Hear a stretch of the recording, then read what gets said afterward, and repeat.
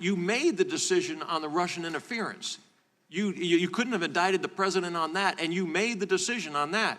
But when it came to obstruction, you threw a bunch of stuff up against the wall to see what would stick.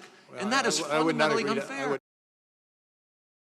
would not agree to that characterization at all. What we did is provide to the Attorney General in the form of a confidential memorandum our understanding of the case, those cases that were brought, those cases that were declined, and that one case where the president cannot be charged with a crime. Okay, but could you charge the president with a crime after he left office? Yes. You believe that you could charge the president of the United States with obstruction of justice after he left office? Yes. Ethically, under the ethical standards? Well, I'm not certain because I haven't looked at the ethical standards, but the OLC opinion says that the prosecutor, while he cannot bring a charge against the sitting president, nonetheless he can continue the investigation to see if there are any other persons who might be drawn into the conspiracy. I believe a reasonable person looking at these facts could conclude that all three elements of the crime of obstruction of justice have been met.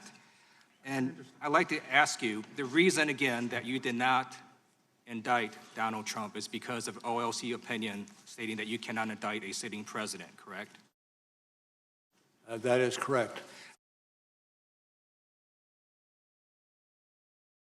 You compiled nearly 450 pages of the very worst information you gathered against the target of your investigation, who happens to be the President of the United States. And you did this knowing that you were not going to recommend charges and that the report would be made public. Not true.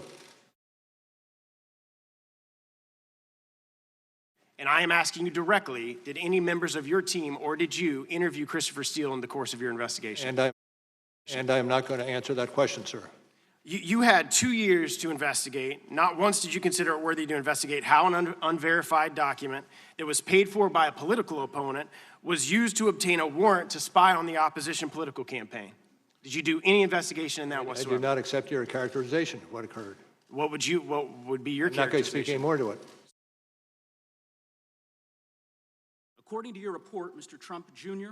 was the only Trump associate who participated in that meeting and who declined to be voluntarily interviewed by your office. Is that correct? Yes.